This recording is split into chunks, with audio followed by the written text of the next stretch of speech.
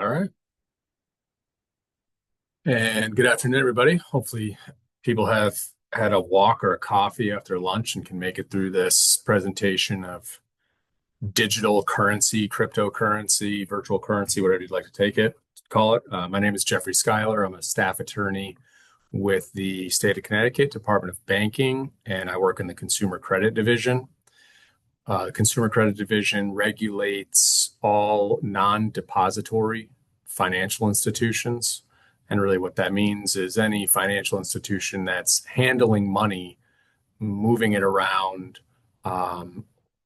without taking deposits. So, everything really except for a credit union or a bank. And one of the main areas that I work in is money transmission, which has changed significantly with the advent of cryptocurrency. So I'm going to do my best to give you an introduction to cryptocurrency, and just so that everyone's aware, all the opinions that I express are my own and not a reflection on what the position of the Department of Banking, and should not be construed as legal advice. So here's where we're going with this presentation. Just go to a brief overview of what is money, what is cryptocurrency, some key terms in it, and key concepts of how it works, the advent of cryptocurrency, and what that turned into, the risks versus benefits, and a little discussion on what that really might mean for people looking to invest, the current regulatory landscape in Connecticut and a little bit on the country, the current industry trends and what we're looking towards in the future. And then, like Kirsten said, we'll save the Q&A session, which hopefully there'll be time for at the very end. So just to start, what is money? So just kind of a historical overview here, really. And the common theme with money is you have money and it can get you something of value. So obviously, then that money that you're holding also has value.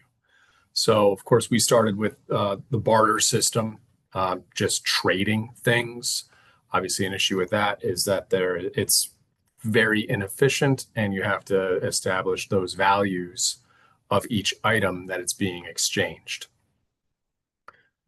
That moved into a commodity of money. So it's items of intrinsic value, like take your gold coins, silver coins, bronze, other, precious metals, but all tangible things that then were assigned a certain value and could be exchanged for goods.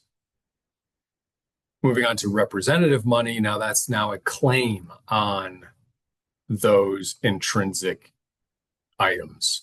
So it's in other words, the gold standard. So if I have a dollar bill that is represented by that corresponding dollar's worth of gold. So that dollar bill, even though it's on a piece of cloth or paper, is worth something and can be exchanged for something also of value. So that did lead to the fiat money being cash, which is government-backed legal tender. Now that is now backed, instead of being on a gold standard, it's based on trust. Basically, the trust in the fact that the government will keep that value of that dollar bill, that hard cash. Then digital fiat came, and that is essentially cash, but think of a debit card. A lot of payments and things like that can be made digitally. Credit cards could also almost be kind of a digital fiat. It's real money, but just sent in a digital way. All of which are either a medium of exchange, stored value, or both. But like I said, the moral of the story is that they could all be exchanged for something that was given a value. So then what's cryptocurrency? And this is my favorite quote in connection with it. It's from John Oliver. So, and he's just talking about Bitcoin specifically, but it could be all cryptocurrency. So it's everything you don't know about computers combined with everything you don't know about money, which frankly has some very good truth to it. But really, what is it? So it's a digital or virtual currency that exists solely in electronic form. That is designed to work as a medium of exchange secured by cryptography. So now that you know that, you clearly know everything there is to know about cryptocurrency, right? Especially like what is cryptography? Which is really just a complex mathematical algorithms where all transactions are verified by a blockchain. So then what's a blockchain? Is a distributed and public ledger that shows all of the transactions and it's maintained by the participants of it. So I'll talk a little bit more about the blockchain, but just kind of think about like a check register that you would use to account for all your debits and credits to your bank account. And expand that to thousands, maybe tens of thousands, who knows how many people. They're all doing the same thing, showing all of the debits and credits. Basically, where's the money going to and where's it coming from? But instead of just one person checking that ledger, every single individual on that blockchain is essentially confirming every single transaction. And it's in chronological order in blocks. So that's why they call it a blockchain. So each in and out of that account essentially is a block. So every time a Bitcoin is sold, there's a block. Every time a Bitcoin is purchased, there's a block. And it goes all in chronological order and cannot be changed. It's immutable. Once it's on the blockchain, it's on the blockchain. Decentralization is one of the benefits, supposedly, in theory, of cryptocurrency. Essentially, it just means that it's not attached to a government or a bank. It's in the blockchain, and there is no one entity that controls the funds. Digital wallet is just that. It's a wallet, but it's in digital form. It's where you keep your cryptocurrency. And public key, think of that as your bank account. That's what you give to other purchasers or sellers to move cryptocurrency one way or another. With your public key, you also have your private key. Now, your private key is how you access your digital wallet. Think of it as a PIN for your debit card. Only you have it, only you have access to it, and that is the only thing that will access your digital wallet. There's terms of cold and hot storage. This has to do with what type of custody the cryptocurrency is being held in. A hot wallet basically just means that you can now spend that, send it somewhere. It's movable. It's on the blockchain. It's on the public blockchain. Cold storage removes that cryptocurrency off of the network, and it's kind of like a safe in a bank. It's not accessible unless you then, as the holder of those funds, move it to a hot wallet. So essentially, it's just sitting there. It's more secured. Other people cannot have any access to it whatsoever. But you are also very limited as to what you can do. It's locked up under lock and key. And a cryptocurrency exchange, it's really just a digital platform that is there to buy, sell, or and many times now store cryptocurrency. So how it works in a typical transaction, say you're just you're an individual and you're looking to buy cryptocurrency, and I'll just use the word Bitcoin just because it's faster and it's the most known. So you want to buy some Bitcoin. So what are you going to do? You're going to go to an exchange, which is usually either on an app on your phone, or you set up an account online. And these are companies: Coinbase, Binance, Gemini, Crypto.com, Kraken. There's hundreds of them. Those are just some of the more well-known ones. And so you go on there and you say, all right, I want to buy some Bitcoin. That exchange is going to find you Bitcoin to purchase. A lot of times it's out of that exchanges, it's out of Coinbase's inventory. So they're literally selling you their Bitcoin that they own, or they will match you up with an individual that is looking to sell their Bitcoin. Once you have that purchase agreement, and there's no negotiations, it's just whatever the Bitcoin is valued at that moment.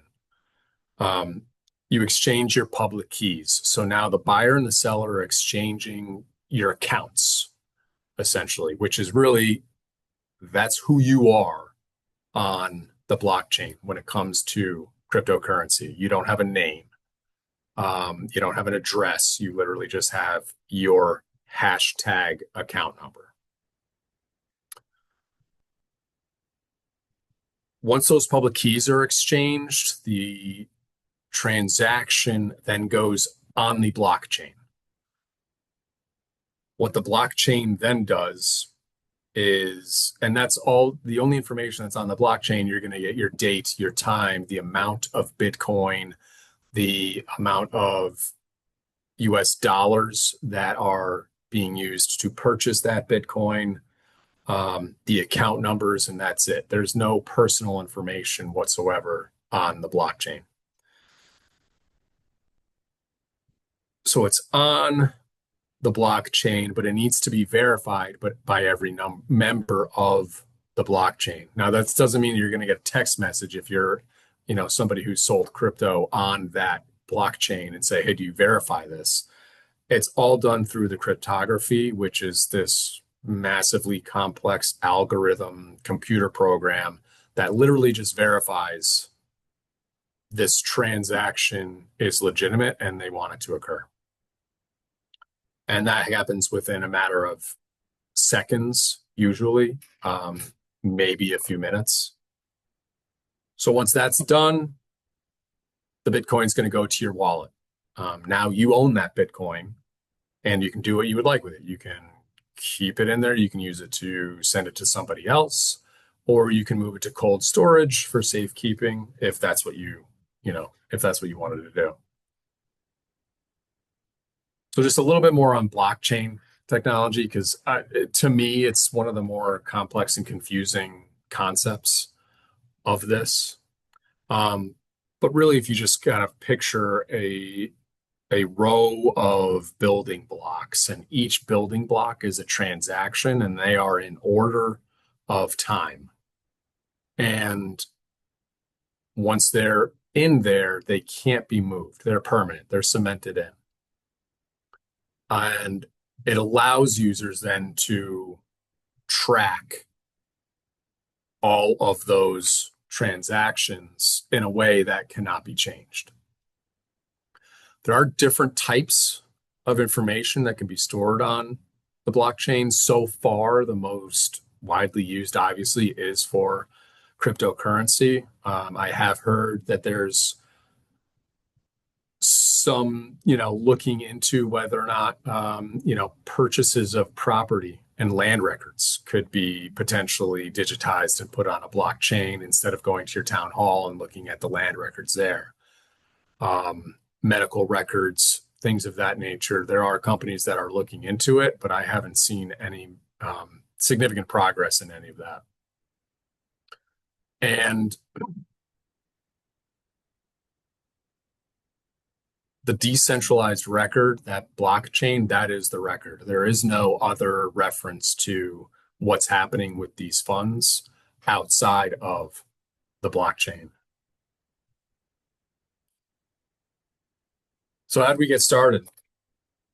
So it was Bitcoin was the start of the cryptocurrency movement, if you will. And it's an individual by the name of Satoshi Nakamoto, um, who is unknown.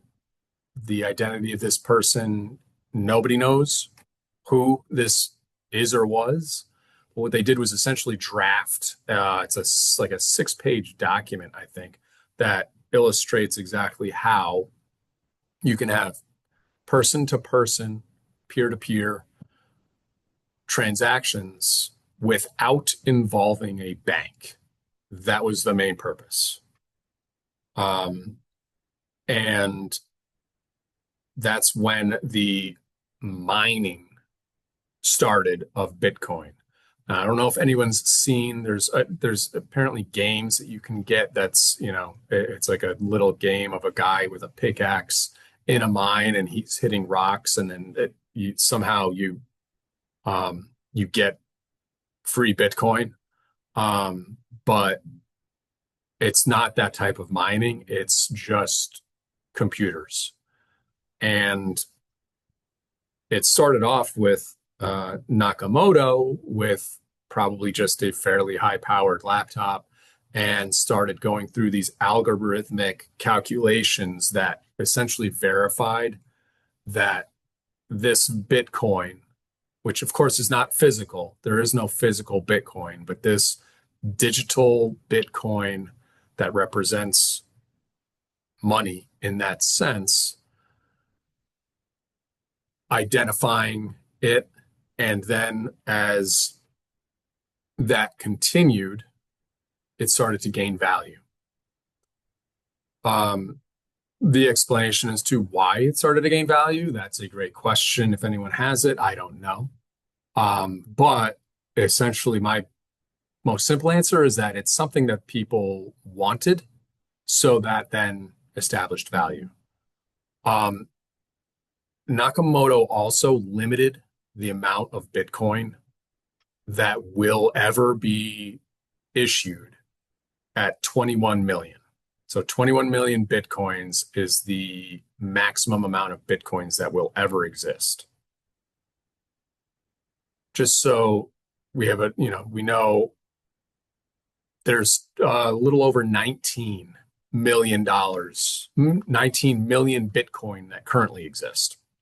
So there's less than 2 million that are available to mine. And as the mining goes on, it becomes more and more complex and difficult to verify each individual Bitcoin, because you're literally going through every other algorithm that was established to make all of the other 19 plus million Bitcoins.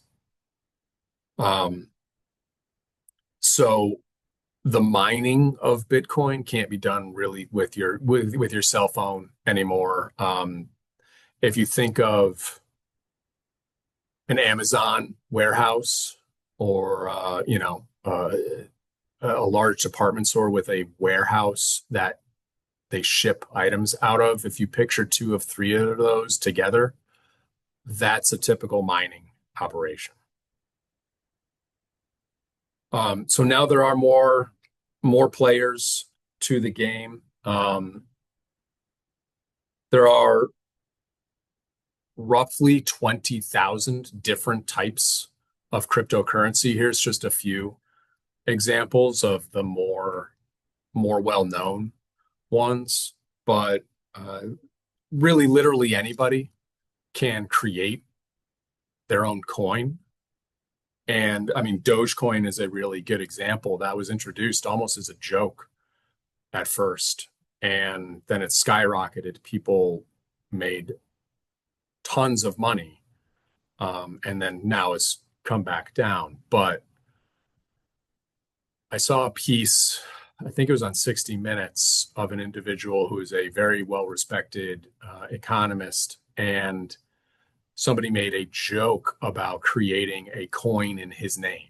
And by the end of that segment that he'd done with the interview, someone had created a coin in his name, and somehow the value skyrocketed initially upon the initial issuance, and then went down. But it's quite literally anybody can create a quote unquote digital currency. Here's my coin. Here's the Jeff coin. And then I'm not smart enough to be able to do that or establish value for it. But that just goes to show you that there are that many out there. So the risks and benefits. Now, these can either, a lot of them can either be looked at as a risk or a benefit, depending on where your stance is with cryptocurrency. So it is relatively easy to exchange it, purchase it, sell it, and move it. It's also cheap to move it if you want to send money to somebody in a foreign country. And as a holder of that cryptocurrency, you also have total control over it. Transparency in the blockchain does show that you have every piece of needed information as to that particular cryptocurrency that's moving. And anonymity is here, but there's also something that is called the pseudonymity of the transactions. So it's because the transactions themselves are linked to digital addresses, your digital public key, not to Jeff or, Lynn or Alicia. It's not actually designated to a person. It's designated to a public key, which is a long, unique identifying hashtag. So these do provide you with additional privacy. If you wanted to move a bunch of cryptocurrency around and people not know that it's you, I guess, then this lends itself to that because your name's not attached to any of it. And security, the blockchain is exceptionally secure. There are very few, if successful breaches of it. Not to say that it hasn't happened or it won't happen again, but it's a lot more difficult to hack into a blockchain and get any information, particularly, personally identifying information of the people that are on there. Volatility of value, is definitely a risk in my view. It could be a benefit if you get in at the right time and get out at the right time, but the value of cryptocurrency, of Bitcoin, it changes by the minute, not by the week.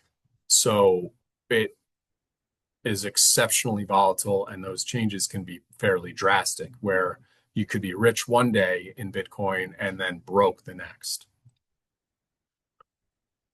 Decentralization is another risk/benefit. I guess it was the purpose of creating this in the first place. And I do think that most individuals that use crypto regularly do like and want the idea of decentralization. A bank could fail, a government could fail, but this decentralized blockchain will never fail.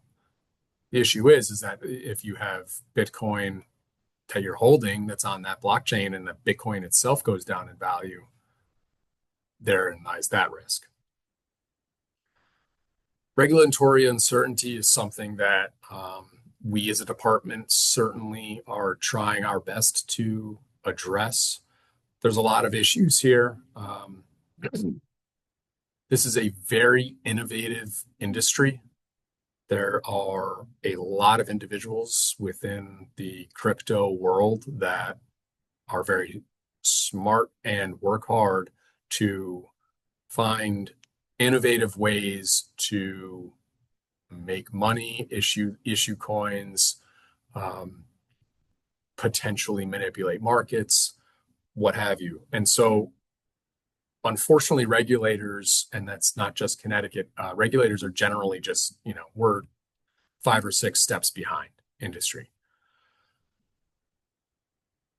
There's also no nationwide consensus among states as to handle cryptocurrency in general, let alone specific aspects of it. I know Wyoming is still a state that doesn't regulate cryptocurrency at all. And I think there may be 1 or 2 more, but Wyoming does stick out. By and large, all states do regulate it and deem cryptocurrency to be quote unquote money under their definitions, even if it isn't stated. But there is no nationwide consensus, so that does make things a little bit more difficult. There's also not a lot of federal guidance or across the nation federal regulation or statutory framework that provides the states or industry with something to bank on. Environmental concerns. So the impact of mining is fairly significant now at this point, that it takes essentially computer farms to create 1 Bitcoin. And that is a lot of energy, that is a lot of power, and a lot of pollution. So that's a concern for many people, particularly those that are living near any of these computing farms. Fraud and criminal use, those are our fraud in particular. That's our focus as regulators here in the state. Our main mission being protecting consumers. And really the positives or the pros of cryptocurrency, the anonymity, the privacy, the security, and all lend themselves, frankly, to bad actors using that to their advantage. And I'll talk a little bit more about that in a later slide. There's also no recourse for transactions that you make. Once you make a transaction that's on the blockchain, you can't say, "Nah, I changed my mind, I want that back." Once it's there, it's permanent. And most of the time, that cryptocurrency is now gone, or you have it, whatever type of the transaction you made. So, but if, there is no buyer's remorse, "I changed my mind" ability when it comes to dealing with crypto. And it's uninsured. There is no FDIC protection for any crypto. There are other certain protections that our state does provide, but there's no federal or state insurance on those funds. So if you have money in a bank and the bank gets robbed, well, you didn't get robbed. That your money is insured. Your money still exists, even if the hard currency from the bank got stolen.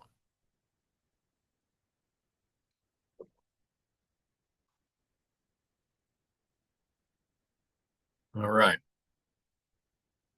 So common crypto schemes, there's a couple that I'm going to focus a little bit more on just because they are the more prevalent ones and the ones that are, in my opinion,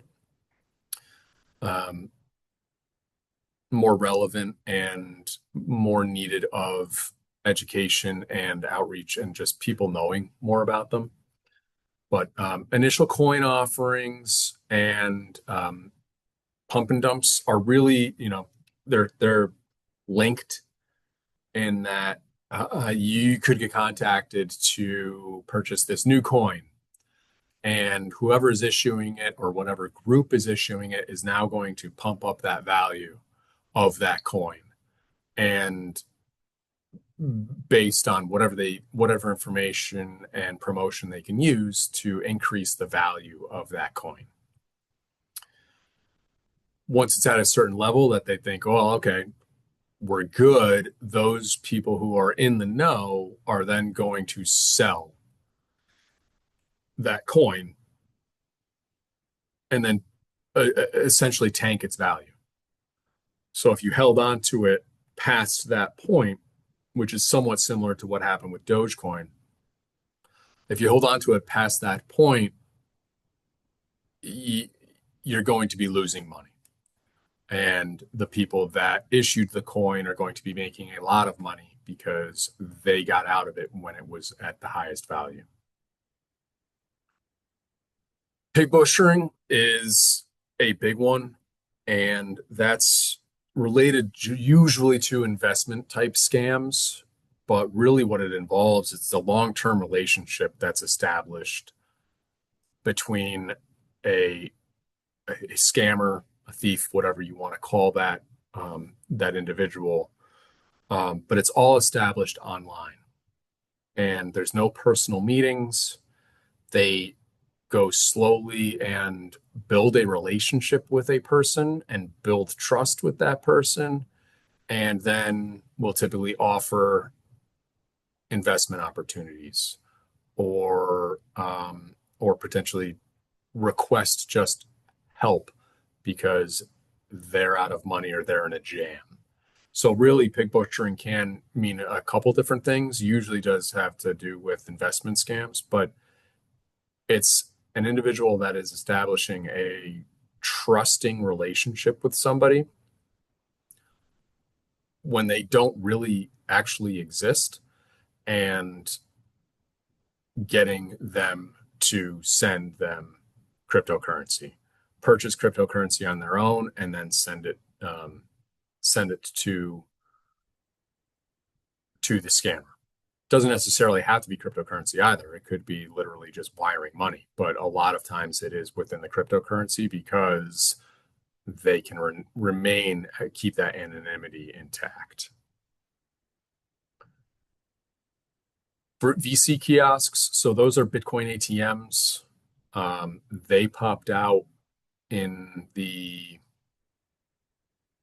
2019, I want to say, was the first that we started really seeing any of those around. And it is just that it's a ATM where you can put cash in and you purchase Bitcoin from that device.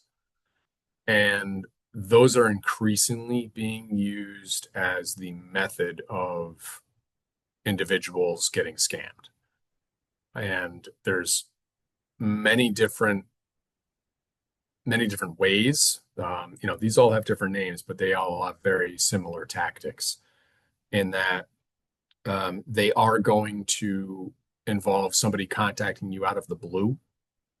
It could be your tech department saying that you have a virus on your computer, somebody impersonating your bank saying that you have a compromised bank account, but don't call your bank because your bank is in on it and they can't be trusted. All different types of threats and problems that the scammer will create for the individual that the only way out of is to put money into Bitcoin and use a Bitcoin ATM to do so. At the end of the presentation, there's a few links on my contact page, and one of them is actually a CNN piece that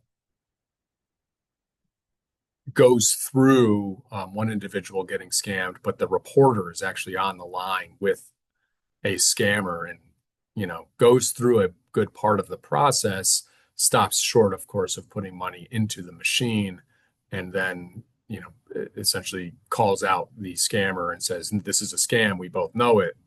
Why are you doing this?" And the CBS Mornings actually also did a piece that was based on here in Connecticut. There was an individual in Hartford who lost $20,000 in a Bitcoin of America scam. And the department was able to get him that money back in an agreement with the company as they closed up shop and stopped doing business here.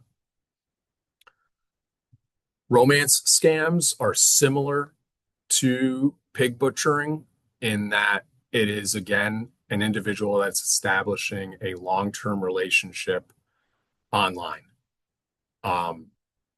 It could be using AI. It could be through a dating app.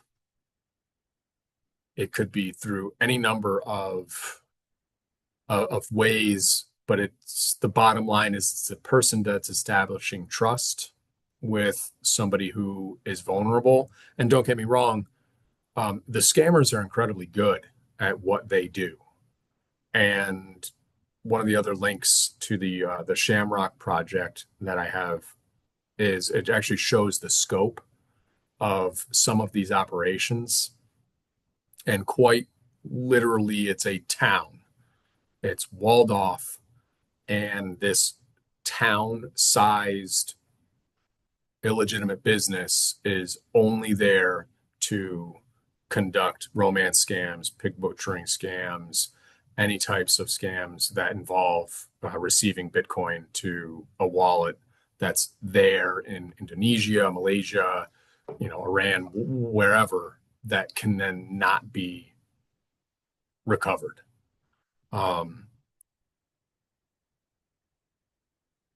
And the couple things that I would just recommend and suggest that, look, no legitimate company or financial institution or anyone that you deal with on a normal basis is going to call or text you out of the blue and ask you for money. So if something like this comes up, if you on accident, maybe click on a legitimate looking link that's sent in an email from a legitimate looking company, just be wary. Ask questions. If you think you see a red flag, you're probably seeing a red flag. And don't be embarrassed if you actually do fall for something like this, because that's a lot of these things go unreported. And that's a lot of money lost needlessly. So you want to report it immediately. Your local police station may not be completely equipped to handle it, or may not understand it. I think they're getting a lot better. A couple of years ago, it was more of an uphill battle. Make a complaint to the state, to my department. Contact the FBI. There's a Internet Crime Complaint Center. It's ic3.gov. I also attached that at the last slide. Or Operation Shamrock also has a complaint portal. But if you think there's something up there, you think there's something wrong, to tell your spouse, a kid, a friend, a neighbor, anybody, and hopefully, you'll be able to avoid it. But they are very good at keeping the individual isolated while they are on the call.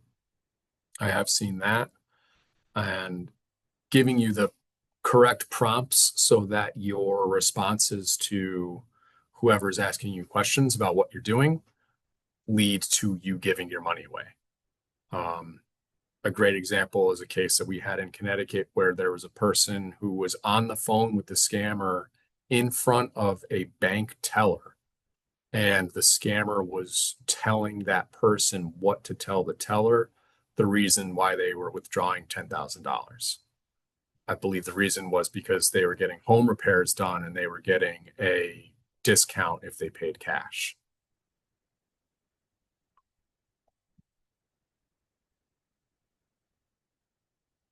So now that I've scared you all about all of the scams, so the current regulatory framework in Connecticut, yes, cryptocurrency is money, and we handle it in the same manner that we handle any other types of moving money around, no matter what form it comes in. So it is regulated by the Department of Banking.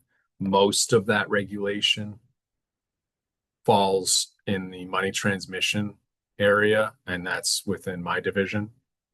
So if you are moving cryptocurrency around as a money transmitter, you need to have a license. With that license, you need to have a bond of $1 million.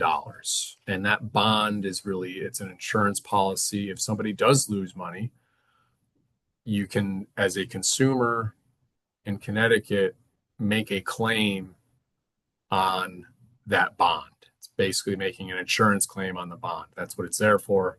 And they're required to hold $1 million worth. They're permissible investments, which really just means, money that's backing up the money that's traded. So if you're trading $1 million worth of cryptocurrency on an exchange, that exchange has to have $1 million of its own cryptocurrency. So if everyone at once loses all of their money for reasons that, may be the company's fault, well, the company has the funds to then make the consumers and the individuals who did own that funds whole. There's other requirements that they have to have a certain net worth for their company. And there's also some very Bitcoin ATM specific requirements, which goes into disclosures and disclaimers, protections, refund provisions. And there's a link on the last slide to the Connecticut General Assembly. And on there, you can see any of the bills and that relate to cryptocurrency. So ironically enough, Connecticut's a fairly small state, but it's also a leader in this area, particularly with money transmission.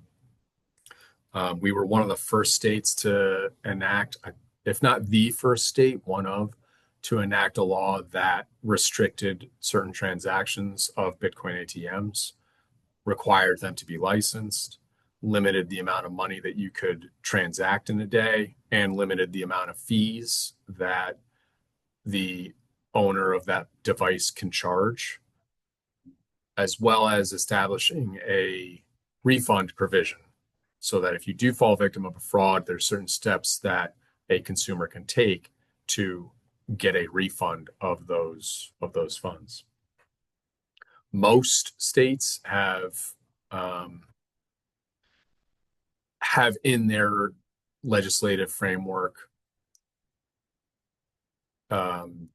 statutes that speak directly towards cryptocurrency, but like I said, there are a few that don't. And federal law, so there's the Genius Impact, which just passed, and it's not set to go into full effect for a little bit of time. But that's really subject to stable coins and the issuance of stable coins, and not, hopefully won't completely overhaul or undermine the state's ability to regulate. But we're still looking at that, as it is still very fresh, and hopefully we are still able to do our jobs the way we want to. So the industry and the future, ever changing, like I said, through innovation. This is just like the volatility of the value of Bitcoin. This area changes also by the day, by the week. And unfortunately, as regulators, we generally have to play catch up. Connecticut, I think, does a very good job with the limited amount of resource that we do have. There's a potential for wider adoption and use. I know that there's some states that are looking at having state-issued cryptocurrency that can be used for state payments, whether it be property taxes, income taxes, what have you, and also retail or other types of goods and services that could be bought and paid for with cryptocurrency. I haven't, in my personal experience, seen that as growing particularly quickly, but most of the time I'm also not looking because I'm just using my traditional payment methods. There's something that's called an NFT, a non-fungible token. Now, if you don't understand, computers and money, you're not going to understand NFTs either. I frankly don't. If you think of the Mona Lisa on the wall, somebody could create an NFT of that, which is just a digital representation of that Mona Lisa. And now that digital representation is also unique and one of a kind and has a value and can then be used to obtain other cryptocurrency, or people would use cryptocurrency to purchase that.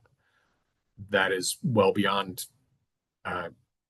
my comprehension, but that is something that is slowly coming into the landscape. I think there was a push a few years ago, and then it slowly died down, but we'll see.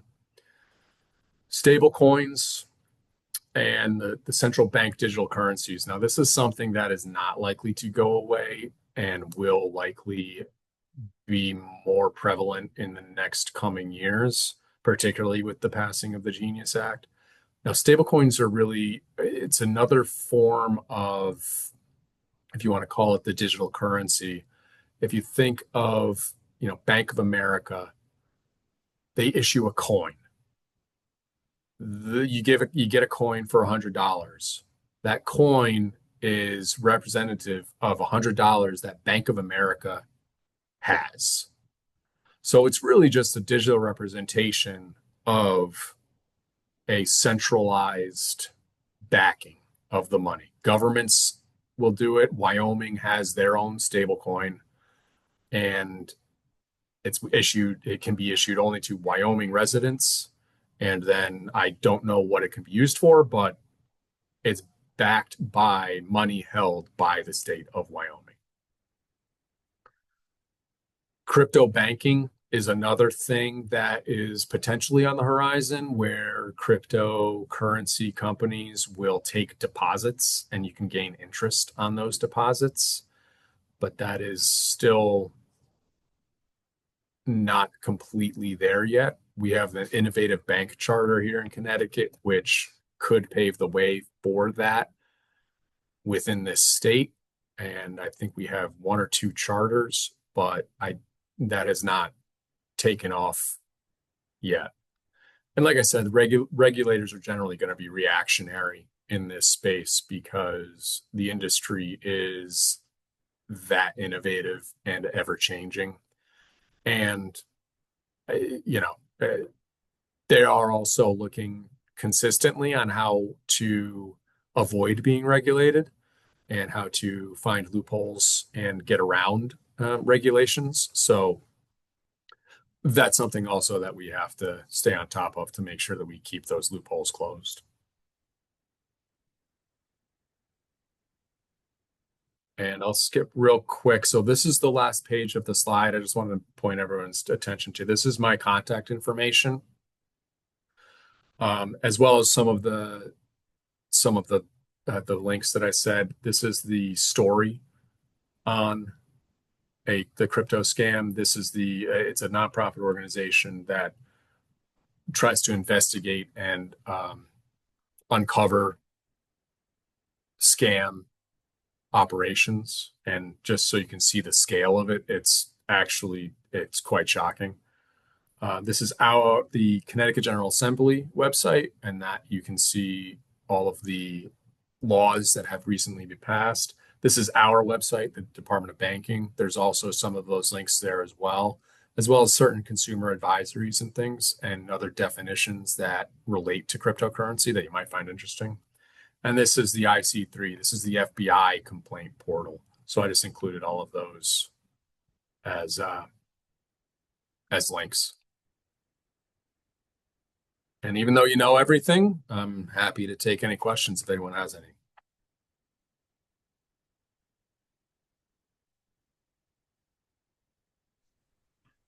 In terms of, crypto, Bitcoin, all those other variations are not necessarily a safe investment.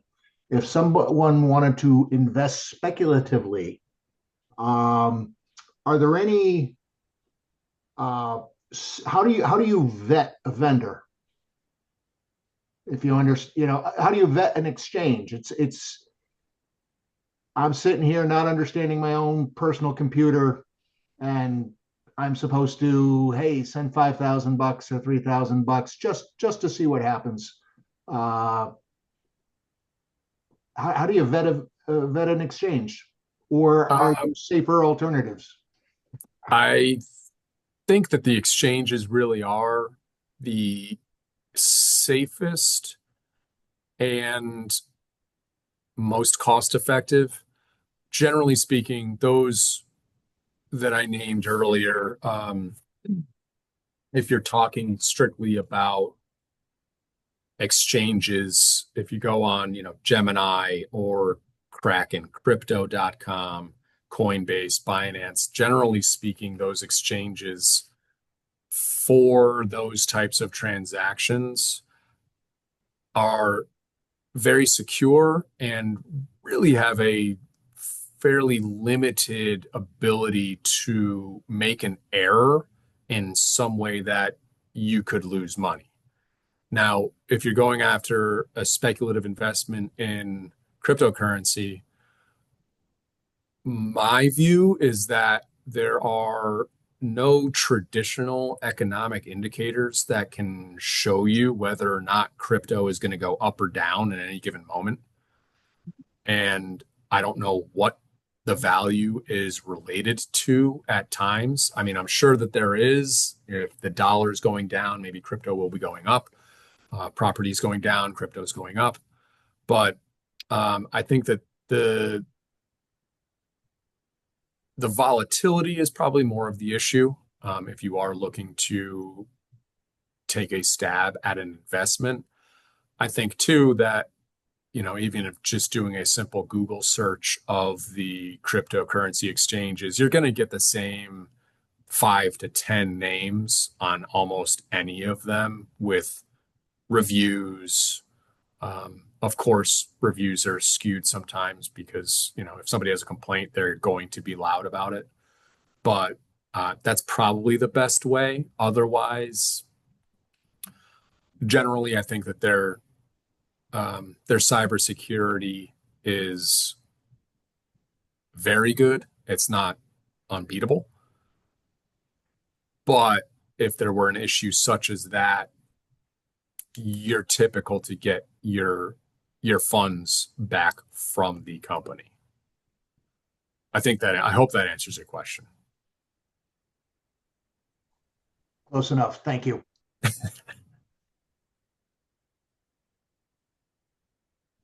Okay, this is Lynn over here. I'm just totally confused as to why this is even on the earth. I don't, I mean, what is wrong with the currency?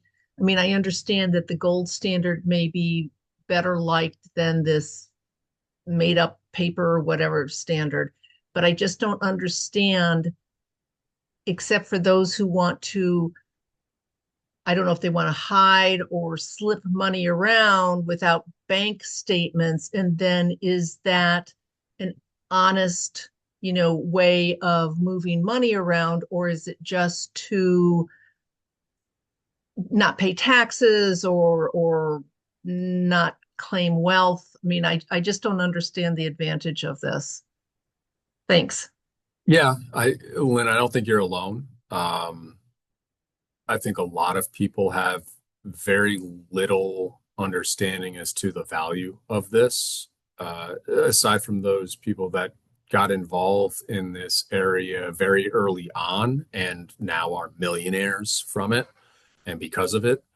I do think that it has its appeal to some individuals where, yes, you can now send money without really anybody knowing that it's you sending that money because you're not personally identified in any of your transactions. So that pseudo anonymity, I think, has certainly an appeal to a large portion of the population, maybe many of those who just don't trust banks or don't trust the government. But with that anonymity, I think that it was almost inevitable, if not just a foregone conclusion, that, it would be an area that is attractive to the criminal element, to bad actors, because your name's not on this now. It's just an account number, and you could have 10 accounts. You can have 10 wallets if you want, and then just start moving money all around, and nobody really knows what you're doing. So, no, I see both sides of the advantage of it. That said, I'm not getting involved in it. But yeah, it's I think one of the questions that I had at another presentation was, what's the point of this? Like, why? Well, there's money to be made from it, and there's a lot of people that were involved, particularly those early, like I said, have made a lot of money. So clearly, that part of it worked. Whether or not this stays around in any, significant way in 5 to 10 years, I don't know. Yeah, I really don't know.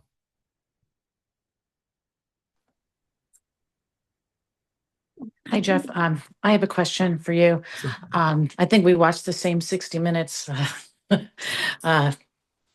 excerpt.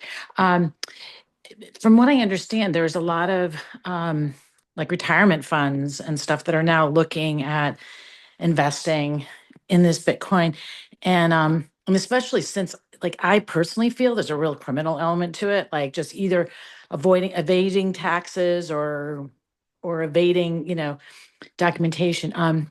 Is there anything that's being done to, have full disclosure or extra disclosure if, like, our retirement funds are being invested in this? And we really don't know, because I mean, I don't know every, um, thing that these funds are doing.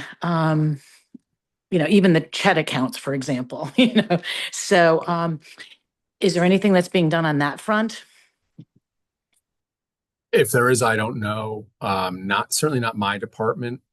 I know that, yeah, this was something that this door was opened. I want to say it was even just several months ago when retirement funds were permitted to then expand their portfolios into cryptocurrency. I haven't looked at mine, to be honest with you. I kind of doubt it that they are going to go into that. I would expect, though, that it would have to be part of a specific selection or specific plan that you then would have a say as to whether or not your investment portfolio would include anything in cryptocurrency. But within the Department of Banking, it would be outside of our jurisdiction, so we wouldn't have the ability to do anything one way or another to tell retirement funds they could or could not do something. If it's permitted by law, then by federal law, then, and there's no Connecticut restrictions to it, then yeah, I mean, I know in Connecticut, state officials are prohibited from creating coins or holding Bitcoin or from holding cryptocurrencies. That's a fairly new law that passed. And but specifically to retirement accounts, I don't know. I can see the concern though. Or even, pension funds that are currently, that's the other piece to it. Yeah. That are managed by the state of Connecticut. But I like, now that you're saying it, it is kind of out of the jurisdiction of, like, the banking department. That's more of a fund question, and the people who are managing those funds, the Right. pension fund. Well, thank you Yeah. very much. This has been great. Thank you. You're welcome.